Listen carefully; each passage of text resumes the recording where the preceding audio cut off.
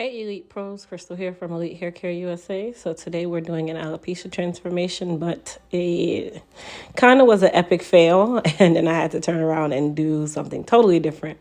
So you guys get to watch the process, and I'll show you guys exactly where I failed. But hey, I'm not perfect, so let's just get into the video.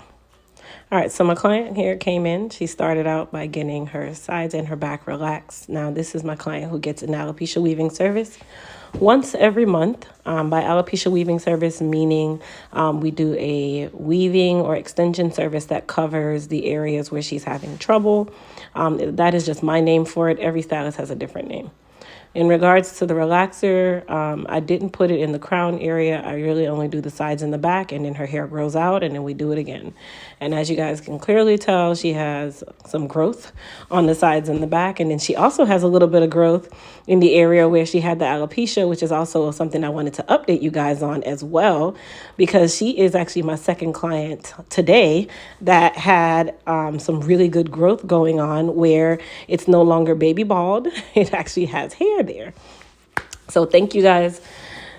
Just thank you. Yeah, okay. All right, so I'm just taking down some of the density in the nape of her neck, right near the occipital bone. Typically, the hair grows in a crazy way in that area, so I like to do shears over comb rather than clippers. Every stylist is going to use a different method to achieve their look, so I just decided to use the scissors over comb because that is the best way to do it.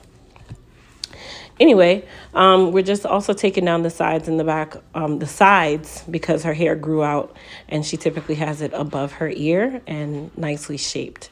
So I see her like once a month, sometimes once every 5 weeks. And she, comes in faithfully and we try different things. Today, she really wanted to test my skills, and I honestly can say that I epically failed the first test. So we're going to try that test again on another date with a different type of hair. I'm going to really say it was the type of hair that I used. It wasn't the best hair for the type of style she wanted, but you guys will see that in just a moment. Now I'm doing my normal by, protecting the area right in the crown, using the 3 to 4 levels of protection that I always use. So I'm not going to really go through those again, but I definitely want to make sure that I'm following through like I've always done and just protect every part of the crown that's going to be touching any form of adhesive. And by adhesive, I mean hair glue. All right, so she actually is going to go under the dryer for about 30 minutes. And then we'll put on the protectant silicone solution, and then we'll start the weaving process. So I'm going to let you guys watch this part of the process, and then we'll go into the next piece.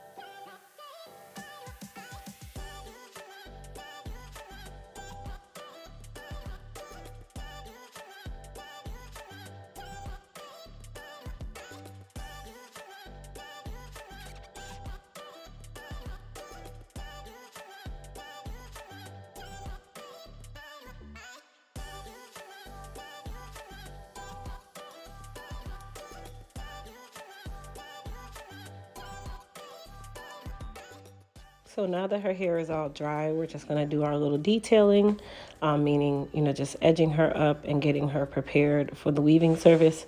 I like to do all of the preliminary stuff first, like the edging and the density reduction, that kind of thing. I like to do a lot of that stuff before I go into adding the extensions, because it's a little more complicated trying to cut or even trim hair under extensions. So it's best you do the preparation work first and then move into the area of the extensions and then the preparation of the extensions. So we are, I guess I can tell you guys now. So she said she wanted to do a curly style, which this hair I later found out was not the best hair to use for a curly style. I probably next time will try using a longer hair, number one, a more textured hair because the curls will hold. And then I think the direction that I laid the hair was perfectly fine, but this hair was just not good for curling. I just was not a fan of it.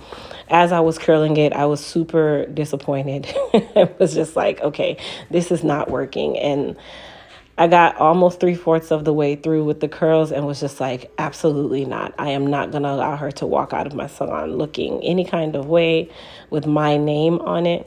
So this is where the epic fail definitely happened. I kind of already knew that this was not going to work because I knew the texture of this hair. And this hair is really not made for a style of this type. You really want to use more textured hair or a yaki style hair because it holds the curl better and it needs to be a lot longer so that you can give those curls. So she wanted to do a shortcut with curls, just like how we do the shortcut with waves on the top.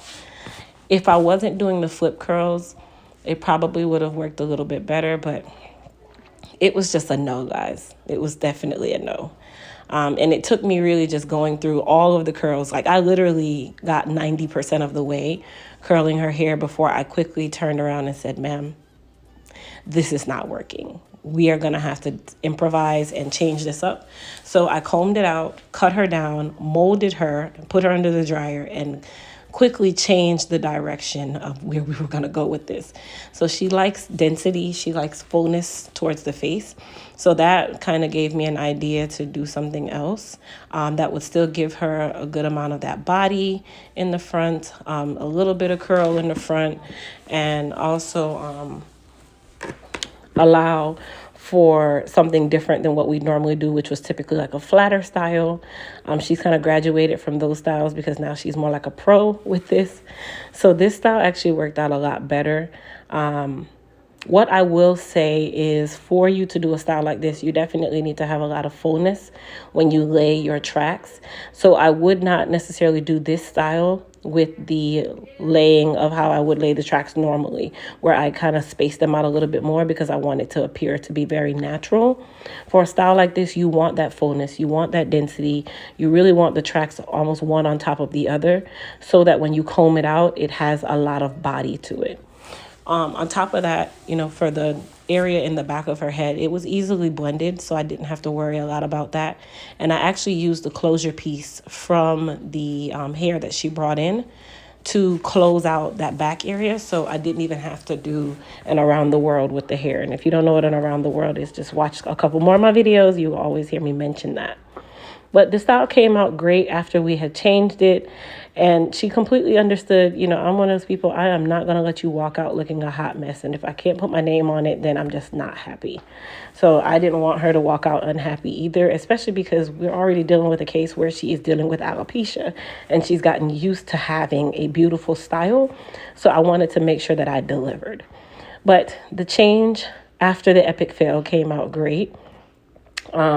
This was actually, and I told her, I said, we're going to do this style again. I want to do this style on her again. Like I thought the style was beautiful on her. It really just blended really nicely with her face shape, her style. I actually really liked it. So it was a good thing.